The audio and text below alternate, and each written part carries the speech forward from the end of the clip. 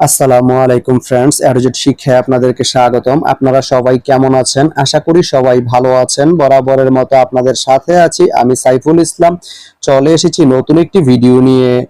আজকে আমরা জানবো আপনি গুণবতী থেকে পাহাড়তলি যেতে কোন কোন ট্রেন রয়েছে, সেই ট্রেনগুলো ছাড়ার নতুন সময়সূচি, বন্ধের দিন এবং গিয়ে পৌঁছতে কতক্ষণ সময় লাগবে বিস্তারিত।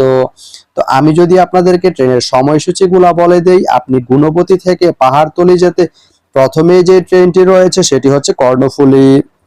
কর্ণফুলী ট্রেনটি গুণবতী থেকে ছাড়বে দুপুর 3টা 33 মিনিটে এবং এটি পাহাড়তলি গিয়ে পৌঁছবে বিকেল 5টা 25 মিনিটে। এই ট্রেনটির কোনো অফ ডে নেই।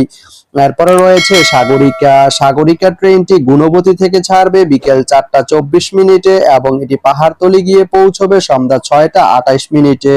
এই ট্রেনটির কোনো অফ ডে নেই।